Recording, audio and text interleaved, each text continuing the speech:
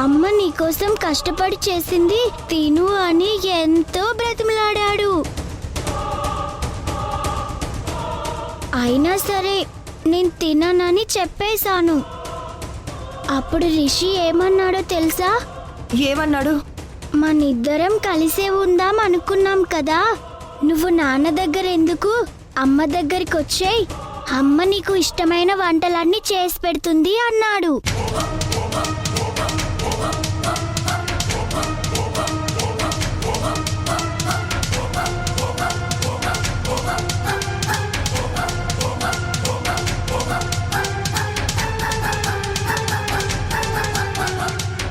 అమ్మ సింధు, బెండకాయ కూరతో శశిని నీ వైపుకి తిప్పుకోవాలని ప్రయత్నించావా? ఆ లాయర్ ప్రసాద్ అన్నది కరెక్టే. పిల్లల ఇష్టాల్ని పసికట్టి ఇలా ఏదో ఒక వంటకంతోనో వంకతోనో మెల్లగా శశి మనసుని కూడా మార్చాలని ట్రై చేస్తుంది. శశి, నువ్వు చాలా జాగ్రత్తగా ఉండాలి. ఆ సింధు మహా కిలాడి. ఇవాళ బెండకాయ కూరతో నిన్ను మాయ చేయాలని చూసినట్టే రేపు ఇంకొకటి చేస్తుంది. అస్సలు నువ్వు దానికి లొంగొద్దే.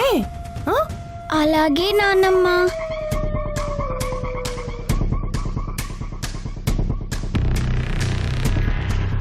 వదినా, నువ్వు భయపడుతున్నట్టుగా ఏది జరగదు.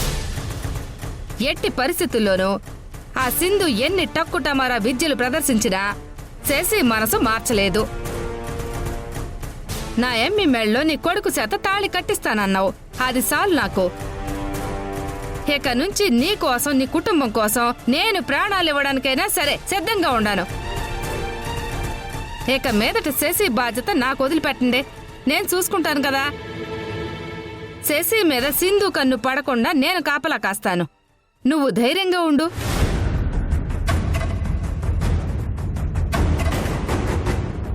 నీకోసం స్నాక్స్ రెడీ చేసి ఉంచాను, ఫ్రెష్ అయి తిందుగానరా. దా పద.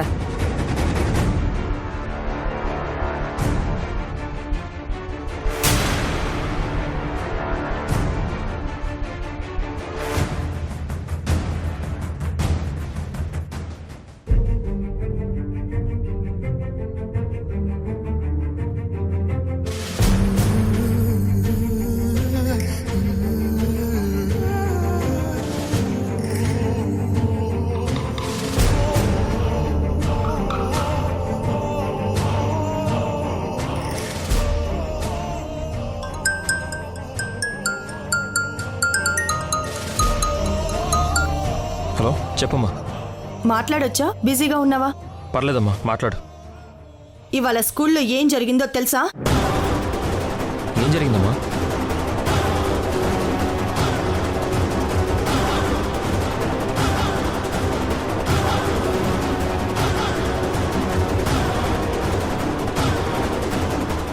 స్కూల్లో రిషి నన్ను తోసేశాడు నానమ్మ.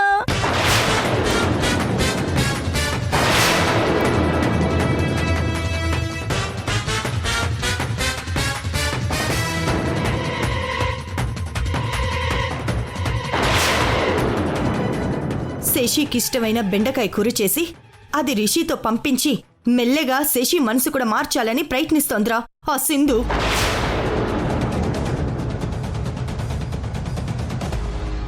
మనం ఇలాగే చూస్తూ ఊరుకుంటే ఏదో ఒకరోజు శశిని కూడా లాగేసుకుంటుందిరా.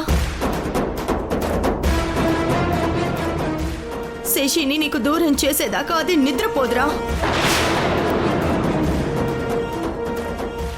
ఇంకొకసారి ఇలాంటి పిచ్చి ప్రయత్నాలు చెయ్యొద్దని ఆ సింధుకి గట్టిగా బుద్ధి చెప్పాలి. అసలు దాన్ని నువ్వడుగుతావా లేక నన్ను వెళ్ళి అడగమంటావా?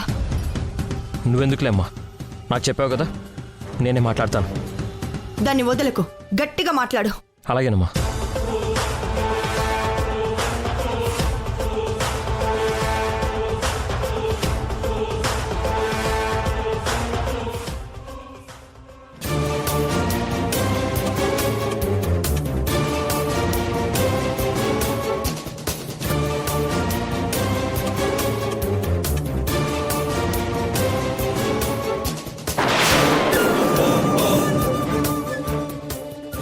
ఏంటిది యష్, అర్జెంటుగా ఫినిష్ చేయమన్నావు కదా ఫైల్స్.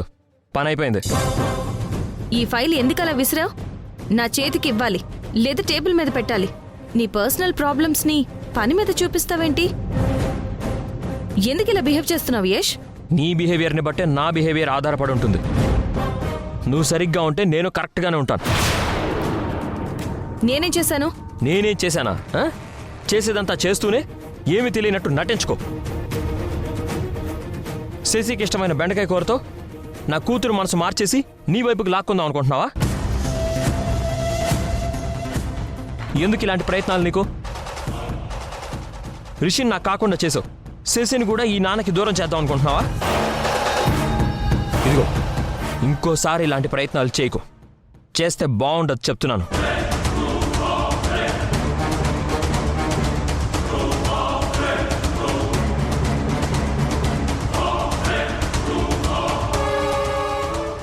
ఏంటి వేలు చూపించి వార్నింగ్ ఇస్తున్నావు? శశి నా కూతురు అనే విషయం మర్చిపోకు యష్. అందుకే అమ్మగా నేను ప్రేమతో పంపాను. తనకి ఇష్టమైన బెండకాయ కూర తినేస్తేనే నా వైపుకు వస్తుందని నువ్వు భయపడుతున్నావు అంటే నీలో ఎంత అభద్రతా భావం ఉందో, నువ్వు శశిని ఎంత గొప్పగా పెంచుతున్నావో అర్థమవుతూనే ఉంది. నీ మీద భయంతో నేనేమీ అభద్రతా భావం ఫీల్ అవడం లేదు. అమ్మగా నువ్వంటే శశికి ఇష్టమే లేదు. నువ్వంటే ఇష్టం లేని వాళ్ళని బాధ పెట్టొద్దు అంటున్నాను. మనుషుల్ని వాళ్ళ మనసుల్ని అర్థం చేసుకోలేని వాళ్ళకి ప్రేమ కూడా కష్టంగానే కనిపిస్తుంది. అభిమానాన్ని కూడా బాధగానే తీసుకుంటారు. హే, నేను వెళ్ళిపోతున్నాను. సునంద మేడం వస్తే చెప్పు. హలో, ఈ రోజుకే వెళ్ళిపోతున్నావా, లేక పూర్తిగా ప్రాజెక్టే వదిలేసి వెళ్ళిపోతున్నావా?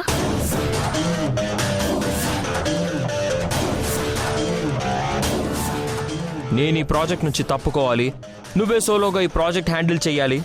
నీలో ఆ కోరుకుందని నాకు తెలుసు. జీవితంలో ఎలాగోలా నేను కోలుకోలేని దెబ్బ కొట్టావు. ఆఫీస్లో కూడా అలాంటి పని చేయాలని ట్రై చేస్తున్నావా? అది మాత్రం నేను జరగనివ్వను. ఒకసారి మోసపోయాను, ప్రతిసారి మోసపోను. నేను ఎవరి జీవితాన్ని మోసం చేయలేదు, దెబ్బ కొట్టలేదు.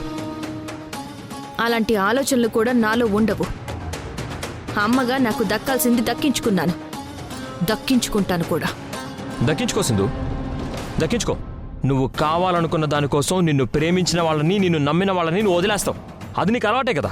నా అనుకునే వాళ్ళ కోసం, నేను ప్రేమించే వాళ్ళ కోసం ప్రాణాలు ఇస్తానే తప్ప ప్రాణం పోయినా వాళ్ళని వదిలిపెట్టను. ప్రేమ, ఆ మాట నువ్వు అనకు సింధు. అది నీకు సూట్ అవ్వదు. పెళ్లి, ప్రేమ అనే పదాల మీద చిరాకు వచ్చేలా చేసావు. Excuse me madam. కమెన్. మీరేంటి ఇక్కడికి వచ్చారు? బిల్లు పాస్ అవ్వలేదు సార్, దానికోసమే వచ్చాను. అందుకు నా క్యాబిన్కి కదా రావాలి. సింధు క్యాబిన్కి వచ్చారేంటి? అది సార్, అది చెప్పండి, అడుగుతుంది మిమ్మల్నే. నీకు మూడ్ బాలేదని నేనే రమ్మన్నాను. ఇప్పుడు నువ్వు చేసింది నన్ను ఏమంటారు సింధు? ఆఫీస్లో నా మీద పై చేయి సాధించే ప్రయత్నం కాదా ఇది? నేను చేయాల్సిన పనిని నువ్వే లాక్కుని చేస్తున్నావు. నీ పనిని నేనేం లాక్కోలేదు, లేట్ అవ్వకుండా చూస్తున్నానంతే. ఓహో, లేట్ అంటున్నావు అంటే నేను అంత బద్ధకంగా వర్క్ చేస్తున్నానా? నా ఉద్దేశం అది కాదు యష్. నాకు తెలుసు సింధు, నీ ఇన్నర్ ఫీలింగ్ అదే. అరే, చెప్తుంటే వినిపించుకోకుండా నీకు నువ్వే డిసైడ్ అయిపోతావేంటి?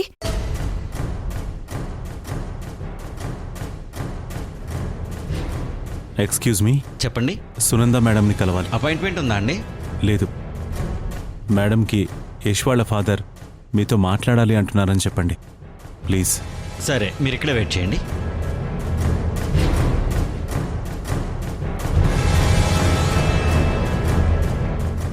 మేడం, మిమ్మల్ని కలవడానికి యష్ వాళ్ళ ఫాదర్ వచ్చారు. మీతో ఏదో మాట్లాడాలంట. నాతో మాట్లాడాలా? ఆయన్ని రమ్మని చెప్పు. అలాగే మేడం. మేడం మిమ్మల్ని రమ్మంటున్నారండి. Thank you. నమస్తే మేడం. నమస్తే, కూర్చోండి. Thank you. ఏంటి సార్ ఇలా వచ్చారు? నా కొడుకు కోడలు గురించి మీతో మాట్లాడదామని. యష్, సింధులు మళ్ళీ ప్రాజెక్ట్లో జాయిన్ అయ్యారు. ఇద్దరు కలిసి వర్క్ చేస్తున్నారు. ఇంకేంటి ప్రాబ్లం? మనుషులుగా పనిలో కలుస్తున్నారు, కానీ వాళ్ళ మనసులు కలవడం లేదు. వాళ్ళు వేరేనట్టే వాళ్ళ పిల్లలు కూడా వీరయ్యారు. ఇప్పుడు మా ఇంట్లో పరిస్థితులు దారుణంగా ఉన్నాయి. ఎప్పుడు ఏం జరుగుతుందో తెలీదు.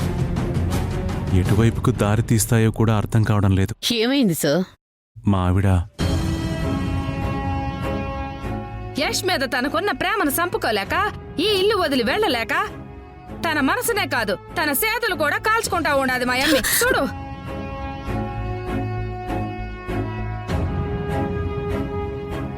నీ కూతురి మెళ్ళో నా కొడుకు చేత తాళి కట్టిస్తాను.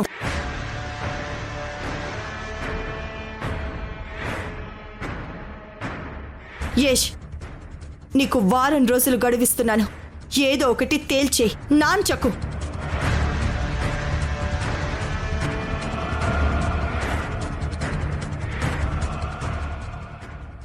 గడువు చాలా తక్కువగా ఉంది మేడం. ఈలోపు జరగనందేమైనా జరిగితే యష్ సింధుల జీవితాలే కాదు, పిల్లల జీవితాలు కూడా ఇబ్బందులో పడతాయి మేడం. ప్రాణానికి ప్రాణంగా ప్రేమించుకుని పెళ్లి చేసుకున్న రెండు మనసులు ఎందుకు విడిపోతాయో అసలు అర్థం కాదు. ఇదంతా ఆ దేవుడి రాతండి. ఆ రాతని మార్చి సింధు యష్లని ఒక్కటి చేసే అవకాశం మీ చేతుల్లోనే ఉంది మేడం. వాళ్ళు పనిలో కలిసినట్టే జీవితంలోనూ మళ్ళీ కలవాలనే నా అభ్యర్థన మేరకు మీరు మళ్ళీ వాళ్ళని ప్రాజెక్టులో జాయిన్ చేశారు.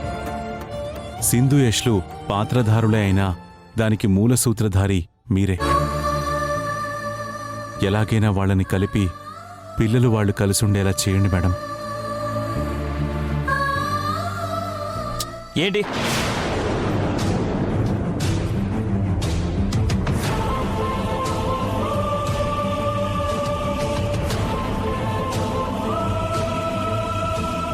మేడం, సింధు యష్లు ఎందుకో గొడవ పడుతున్నారు. పద.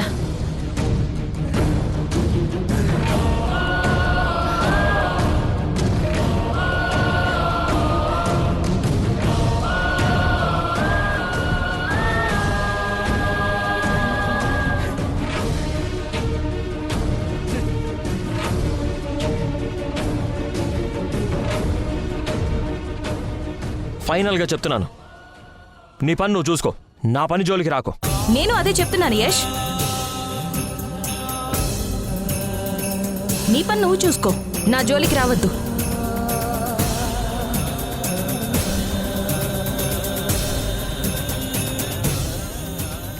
చూసారా సార్, మనం సింధు ఇష్లని కలపాలని ఆఫీస్కి తీసుకొస్తే వీళ్ళు గొడవ పట్టానికి ఆఫీస్ ఓ ప్లేస్గా మారిపోయింది. చూశారు కదా స్టాఫ్ అందరి ముందు మీ కొడుకు కోడలు ఎలా అరుచుకుంటున్నారో. ఇక ఎలాగండి వాళ్ళని కలపడం? అసలు ఏం అర్థం కావడం లేదు. రోజులు మారుతాయి మేడం. ఇప్పుడు గొడవ పడ్డవాళ్లే రేపు గొప్పగా కాపురం చేసుకుంటారు. మీరు మాత్రం వాళ్ళని కలపడానికి ఏదో ఒకటి చేయండి మేడం, ప్లీజ్. ఓకే, నా ప్రయత్నం నేను చేస్తాను. థ్యాంక్స్ మేడం, వస్తాను.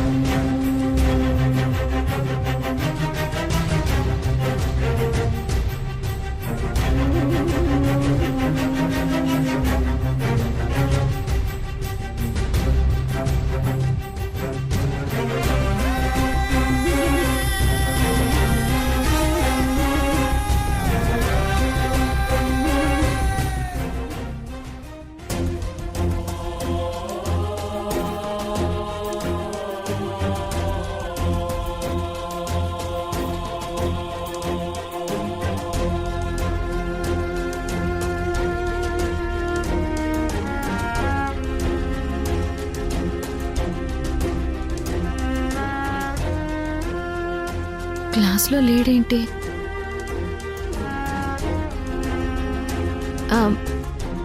వాచ్మెన్, చెప్పండి.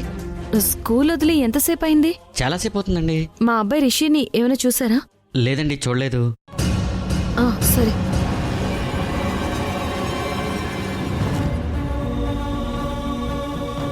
రిషి ఎక్కడికి వెళ్ళాడు? ఆఫీస్లో యష్ నాతో గొడవ పడ్డం వల్లే మెంటల్గా డిస్టర్బ్ అయ్యి రిషి సంగతి మర్చిపోయాను. ఛా.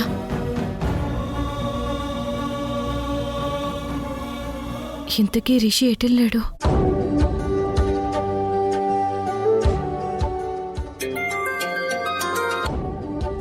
చెప్పు సింధు.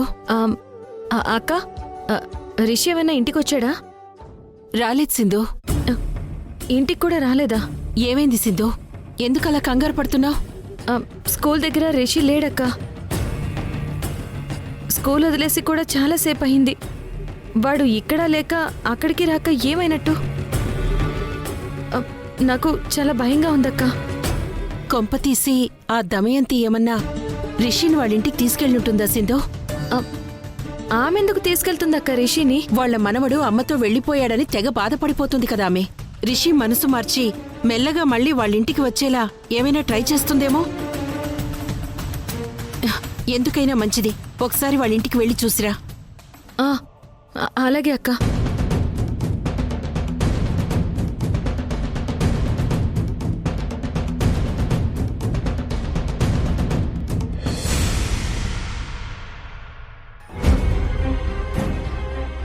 యష్, యష్, యష్. ఏయ్, నువ్వేంటే మా ఇంటికొచ్చావు? స్కూల్లో బెండకాయ కూరతో శశిని మాయ చేసి నీ వైపుకి లాక్కోవాలని ప్రయత్నించావు. అది కుదరలేదు. అందుకని శశిని తీసుకెళ్లటానికి ఏకంగా ఇంటికే వచ్చావా అసలా? నేనొచ్చింది శశి కోసం కాదు, మరెవరి కోసం వచ్చావు? రిషి కోసం.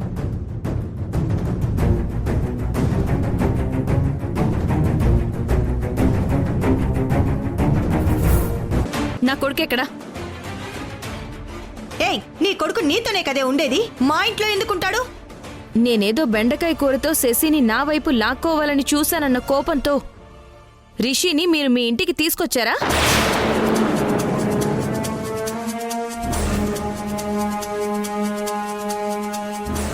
హే, నీలాగా మేమేమి అతి తెలివితేటలు ప్రదర్శించబో.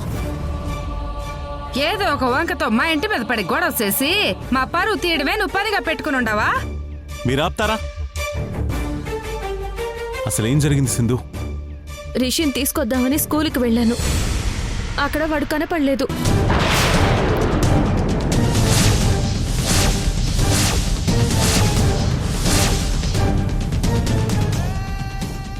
ఏం మాట్లాడుతున్నావు? రిషి లేకపోవడం ఏంటి? అవును, రిషి స్కూల్లో లేడు. రేయ్, ఇది మళ్ళీ ఏదో నాటకానికి తెరలేపుతుందిరా. ఏయ్, చెప్పు, నా మనవడు రిషి ఎక్కడా? అక్కడ స్కూల్లో లేడు. మీరు ఆపండి. సింధు, ఇంటికి ఏమైనా వెళ్ళాడేమో. ఫోన్ చేసి భవానీ అక్కడే అడిగాను, రాలేదని చెప్పింది.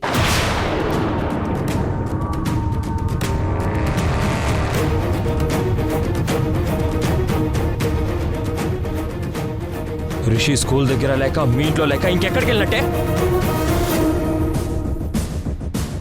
ఇప్పుడు అర్థమైందిగా? ఇప్పుడు అర్థమైందా యష్? నీ కొడుకుని ఇది ఎంత బాగా పెంచుతోందో.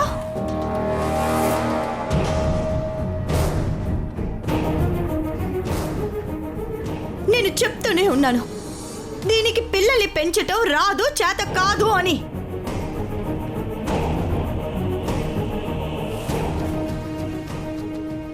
ఆ రోజు కోర్టులో పెద్ద ఉపన్యాసమే ఇచ్చావు కదే. డబ్బున్న వాళ్లే పిల్లల్ని పెంచుతారా, మాలాంటి వాళ్ళు పెంచలేరా అని. ఇదేనా తల్లిగని పెంపకం? కొడుకు ఎటు వెళ్ళాడో అని తెలియని స్థితిలో ఉన్నావన్నమాట. అమ్మా, ఇప్పుడు సింధుతో గొడవ పడడం ముఖ్యం కాదు, రిషి ఎక్కడున్నాడో తెలుసుకోవడం ముఖ్యం. శశి, శశి. ఏంటి నాన్న? మీ స్కూల్ వదిలిన తర్వాత రిషి ఎటు వెళ్ళాడో నీకేమన్నా తెలుసా? నాకు తెలీదు నాన్న. స్కూల్ అయిపోగానే నేను ఇంటికి వచ్చేసాను.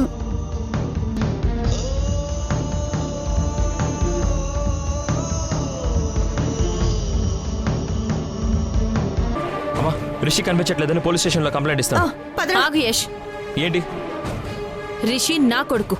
ఆ కంప్లైంట్ ఏదో నేనే ఇస్తాను. రిషి నాకు కూడా కొడుకే, అది మర్చిపోకు.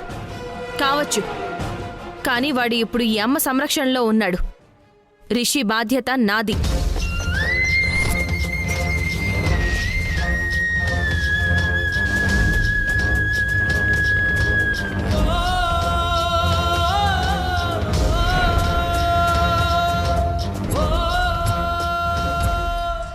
నీ అమ్మ బాధ్యత ఎంత లక్షణంగా ఏడుస్తుందో తెలుస్తూనే ఉంది. రిషి కనపడకుండా పోయాడని నా పెంపకానికి వంక పెడితే ఊరుకునేదే లేదు.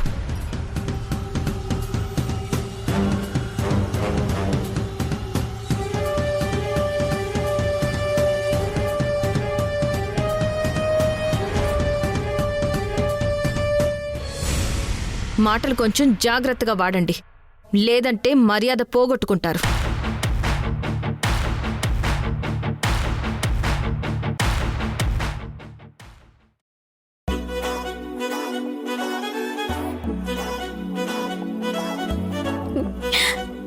ఎప్పుడు మీతో ఇంత దగ్గరగా ఉండాలనేది నా ఆశ. ఇంతకన్నా నాకు ఇంకేం అవసరం లేదు.